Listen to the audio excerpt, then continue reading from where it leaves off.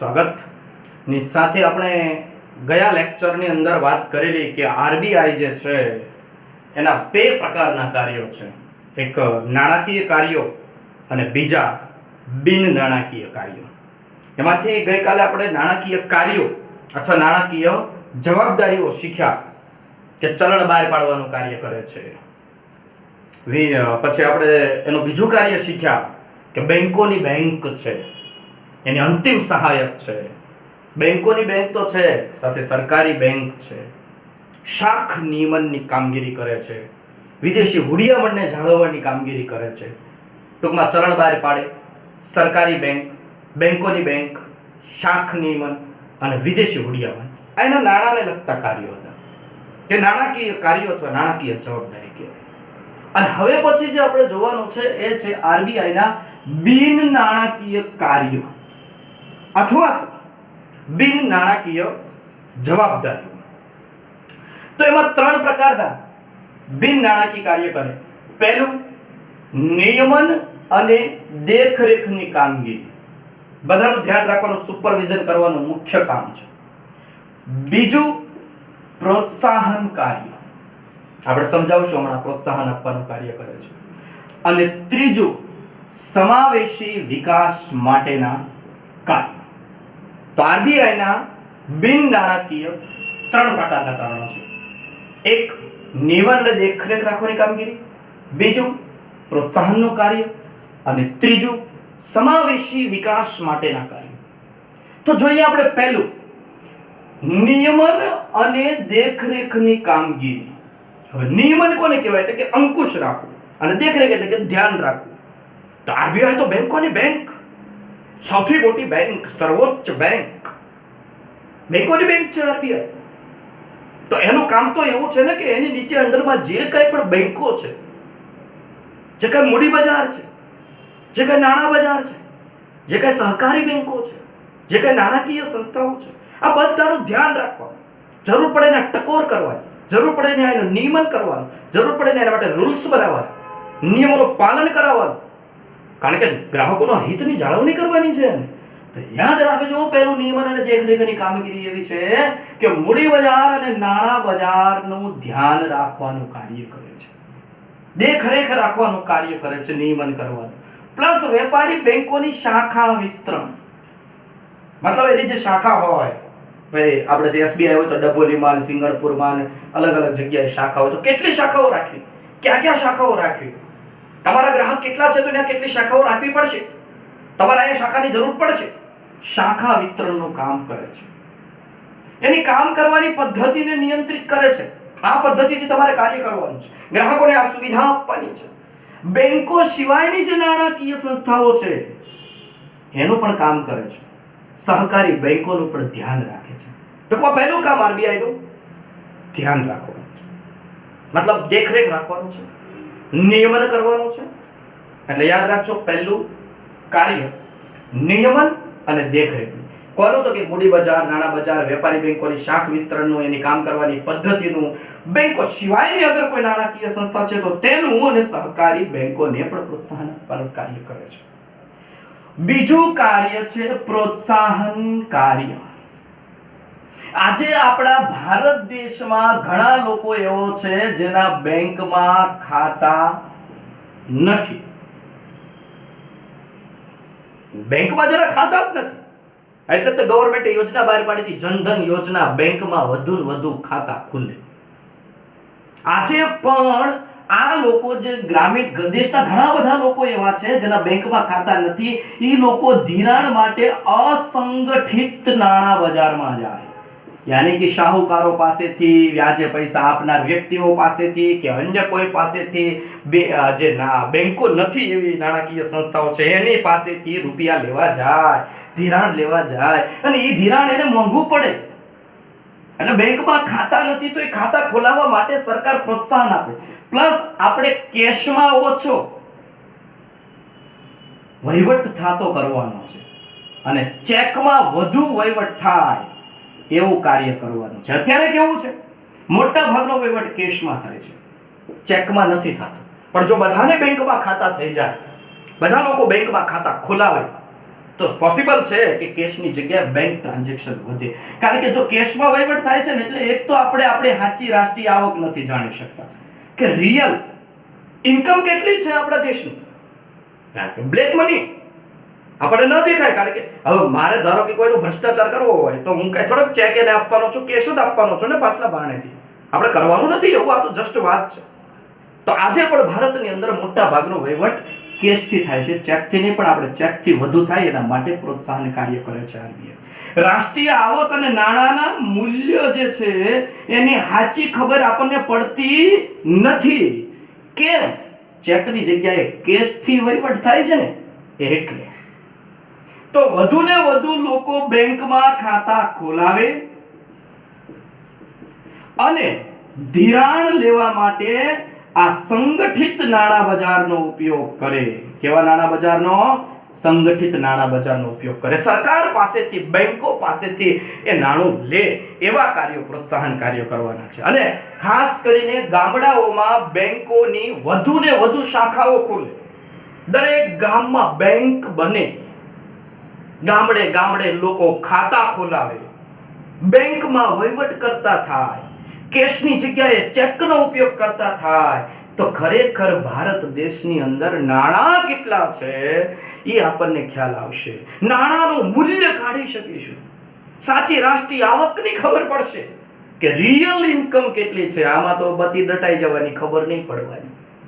એટલે આ પ્રોત્સાહન કાર્યો, આ ઉપરાંત સહકારી બેંકો પણ વધુ ને વધુ પ્રમાણમાં શરૂ થાય, ગામડામાં વધુ ને વધુ બેંકો ખોલે, લોકો ગામડામાં ટ્રાન્ઝેક્શન કરતા થાય, લોકોના ખાતા અને ચેક દ્વારા વહીવટ કરતા થાય, એવા પ્રયાસો કરે છે. અને લોકોના હિત માટે મેં કીધું એમ સહકારી બેંકો જે છે એને પણ પ્રોત્સાહન આપે છે.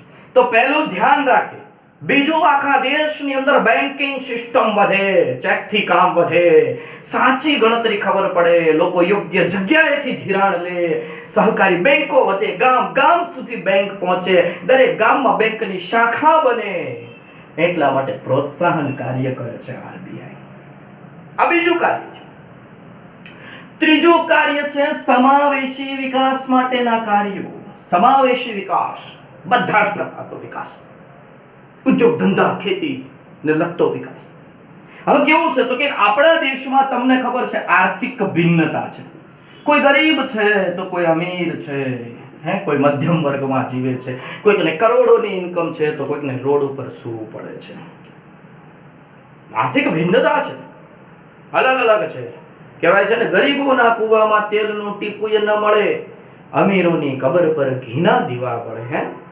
ગરીબોના જે કુબા છે, ગરીબોને ખાવા તેલ નથી મળતું, અમીરોની કબર પર ઘીના દીવા બળે છે. આવી તો આર્થિક ભિન્નતા છે આપણા દેશની અંદર. આર્થિક ભિન્નતા, આ ઉપરાંત ગ્રામીણ અને શહેરી ભિન્નતા, ગ્રામીણ અને શહેરી ભિન્નતા છે. આવી ભિન્નતા છે આપણા દેશની અંદર.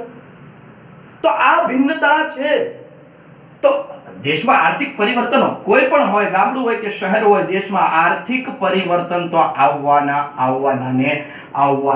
જ. કારણ કે પરિવર્તન સંસારનો નિયમ છે. સમય સમય બલવાન, નહીં હિંસા બલવાન, કાબે અર્જુન લૂંટિયો, વહી ધનુષ વહી બાણ. એક દિવસ સરસ મજાનો સમય હતો અર્જુનનો કે મહાભારતના યુદ્ધમાં વિજયી બન્યો હતો, અને એ જ અર્જુન, એ જ ગાંડીવ, એ જ ધનુષ હતું, છતાં પણ એને કોઈ કાબાએ લૂંટી લીધો હતો. સમય છે, પરિવર્તન થાય. તો મેં કીધું એમ આર્થિક ભિન્નતા છે, ગ્રામીણ શહેરી ભિન્નતા છે, સમાજની અંદર ભિન્નતા છે, અને દેશમાં આર્થિક પરિવર્તન આવે એના લાભ જે છે એ બધા સુધી પહોંચે. બધા સુધી પહોંચવા જોઈએ, બધા વર્ગોને મળવા જોઈએ. ધારો કે કોઈ સરકાર, ગવર્મેન્ટ દ્વારા કોઈ લાભ બહાર પાડવામાં આવે છે, અમીરને પણ મળવો જોઈએ, ગરીબને પણ મળવો જોઈએ, કસ્બામાં રહેતો હોય એને પણ મળવો જોઈએ, આલિશાન બંગલામાં રહેતો હોય એને પણ મળવો જોઈએ, ગામડામાં પણ મળવો જોઈએ, શહેરમાં પણ મળવો જોઈએ, અભણને પણ મળવો જોઈએ, શિક્ષિતને પણ મળવો જોઈએ. અને એ પ્રયાસ કરે છે આરબીઆઈ. સમાવેશી વિકાસ માટેનું કાર્ય કરે છે. સમજ્યા તમે? એટલે આર્થિક ભિન્નતા, ગ્રામીણ શહેરી ભિન્નતા હોય, આર્થિક પરિવર્તનો આવે, એના લાભ બધા સુધી પહોંચે એવું કાર્ય પણ સમાવેશી કાર્યોમાં કોણ કરે છે? આરબીઆઈ કરે છે. બેન્કિંગ કાર્ય, બેન્કિંગ વ્યવસ્થા અને નાણાકીય વ્યવસ્થા એના પર જાગૃતિ લાવવાનું કાર્ય પણ કોણ કરે છે? આરબીઆઈ. લોકો વધુ ને વધુ જાગૃત બને, બેન્કિંગ સિસ્ટમનો પાર્ટ બને, લોકો વધુ ને વધુ બેન્કિંગ કાર્ય કરતા થાય, બેન્કિંગ સિસ્ટમનો લાભ લેતા થાય, ખાતા ખોલતા થાય, ધિરાણ લેતા થાય, થાપણ મૂકતા થાય. આ બધું કાર્ય કોણ કરે છે? સમાવેશી વિકાસ માટે આરબીઆઈ કરે છે. અને ખાસ કરીને બેન્કિંગ ક્ષેત્રે સતત પ્રગતિ થાય અને ધિરાણ અહીંથી લાય એટલા માટે ખેતીને, નાના ઉદ્યોગોને, કોઈ પણ વ્યવસાયકારોને, ધંધાર્થીઓને ધિરાણ કરવાનું કાર્ય પણ કોણ કરે છે? આરબીઆઈ. સમાવેશી વિકાસના કાર્યો. સમાવેશી વિકાસ એટલે બધી પ્રકારનો વિકાસ, બેંકનો વિકાસ, નાણાકીય સંસ્થાનો વિકાસ, આર્થિક પરિવર્તનનો વિકાસ, બેન્કિંગ સિસ્ટમનો વિકાસ, ખેતીનો વિકાસ, ઉદ્યોગનો વિકાસ, ધંધાનો વિકાસ. અને ક્યારે થશે? જ્યારે ધિરાણ આપશે ત્યારે ઈ કામ કરે છે. અને એટલા જ માટે વધુ ને વધુ બેન્કિંગ સિસ્ટમ વિશે એટલા માટે જનધન યોજના જે સરકારની ચાલે છે એનું સંચાલન આરબીઆઈ કરે છે. સમજો, તમને સવાલ એવો પૂછવામાં આવે કે જનધન યોજનાનું સંચાલન કોણ કરે છે? તો જનધન યોજનાનું સંચાલન આરબીઆઈ કરે છે. સમજ્યા તમે? જનધન યોજનાનું સંચાલન કોણ કરે છે? આરબીઆઈ કરે છે. આ ઉપરાંત ગ્રાહકોનું હિત જળવાય, ગ્રાહકોનું હિત જળવાય, લોકોનું હિત જળવાય, લોકો વધુ વધુ બેન્કિંગ સિસ્ટમનો ભાગ બને એટલા માટે સમાવેશી વિકાસનું કાર્ય કોણ કરે છે? બેંક કરે છે. નવા નવા સંશોધનો કોણ કરે છે? યાદ રાખજો, નવા નવા સંશોધનો કરે, બેંકોમાં નવા નવા સુધારાઓ કરે, તો આ સુધારાઓનું કાર્ય પણ કોણ કરે છે? આરબીઆઈ કરે છે. તો આરબીઆઈ ના બે પ્રકારના કાર્યો છે બેટા, બરાબર મગજમાં ઉતારજો. સમજવા જેવો સવાલ છે અને મગજમાં ઉતારવા જેવો જવાબ છે. તો પહેલી વાત કે આરબીઆઈ ના નાણાકીય કાર્યો કાલે જોઈ લીધા. આજે બિન નાણાકીય કાર્યો કેટલા પ્રકારના છે? 3. એક, નિયમન અને દેખરેખની કામગીરી કરે. કોની? તો કે ભાઈ મૂડી બજાર છે, નાણાં બજાર છે, વેપારી બેંકોનું શાખા વિસ્તરણ છે, કામ કરવાની પદ્ધતિ છે, બેંકો સિવાયની નાણાકીય સંસ્થા છે, સહકારી બેંકો છે, ટોટલનું જે શેડ્યુલ બેંકો છે એનું તો ખરું જ, અન્યનું પણ ધ્યાન રાખવાનું કાર્ય કોણ કરે છે? તો કે આરબીઆઈ કરે છે. એટલે નિયમન અને દેખરેખની કામગીરી. બીજું પ્રોત્સાહન કાર્ય. શું? તો કે બેંકમાં વધુ ખાતા ખોલે, ચેકની જગ્યાએ કેશની જગ્યાએ ચેકથી વહીવટ થાય, રાષ્ટ્રીય આવક યોગ્ય ગણાય, વધુ ને વધુ ધિરાણ સંગઠિત નાણાં બજારમાંથી લે, સહકારી બેંકોને પ્રોત્સાહન આપવાનું કાર્ય કરે છે. ટૂંકમાં બેન્કિંગ સિસ્ટમ વધારવા કાર્ય કરે છે. અને ત્રીજું સમાવેશી વિકાસ, બધો વિકાસ થાય. જે કઈ પરિવર્તન આવે છે પરિવર્તનનો લાભ તમામને મળે એટલા માટે ખેતી, ઉદ્યોગ, ધંધા, રોજગાર બધાને ધિરાણની વ્યવસ્થા કરે છે, માઇક્રો ફાઇનાન્સ કરે છે અને બેન્કિંગ નાણાકીય વ્યવસ્થા પ્રત્યે લોકોમાં જાગૃતિ લાવે છે. વધુ ને વધુ બેન્કિંગ સિસ્ટમ થાય એટલા માટે અને ગ્રાહકોનું હિત, લોકોનું હિત જળવાય એટલા માટે નવા નવા નિયમો લાવે છે, કાયદાઓ લાવે છે, નવા નવા સંશોધનો કરે છે અને સુધારાઓ કરે છે. નવા નવા સંશોધનો થાય છે, નવા નવા સુધારાઓ થાય છે અને આર્થિક વિકાસ માટેના કાર્યો કરે છે. એટલે આરબીઆઈ ના આ જે કાર્યો છે એ ગૌણ કાર્ય છે. મુખ્ય કાર્યો આપણે જોયા અને હવે આપણે આરબીઆઈ એક નાણાકીય નીતિ બહાર પાડે બેટા. એ નાણાકીય નીતિના બે પ્રકારના સાધનો હોય, પરિમાણાત્મક સાધન અને ગુણાત્મક સાધન. કઈ રીતે એ માર્કેટમાં પૈસાનું હેન્ડલિંગ કરે, પૈસા વધારે, પૈસા ઘટાડે, યોગ્ય સમયે માર્કેટની અંદર પૈસા ઠાલવે, યોગ્ય સમયે માર્કેટમાંથી પૈસા બહાર કાઢે, માર્કેટમાં પૈસા ઓછા થાય, એ કેવી નીતિ અપનાવે? આજે આપણે કહીએ ને વારંવાર બેંકના ઓલેમાં સાંભળીએ છીએ repo rate, reverse repo rate, bank rate, SLR, CRR, OMO, એ બધા વિશે હવે નેક્સ્ટ લેક્ચરની અંદર આપણે વાત કરવાની છે અને આપણે 2 લેક્ચર બનાવશું. 2 લેક્ચર પછી આ પાઠને આપણે પૂર્ણ કરીશું. પણ પહેલા આ પાઠ આપણે પરફેક્ટલી સમજવાનો છે. બહુ અગત્યનો પાઠ છે, બહુ જબરજસ્ત પાઠ છે અને મોસ્ટ IMP પાઠ છે. તો વેપારી બેંકો જોઈ, મધ્યસ્થ બેંક જોઈ અને આ બધું વેપારી બેંકના મુખ્ય કાર્યો જોયા, ગૌણ કાર્યો જોયા. ત્યાર પછી આપણે આરબીઆઈ ના નાણાકીય જવાબદારીઓ અથવા નાણાકીય કાર્યો ગઈકાલે જોયા.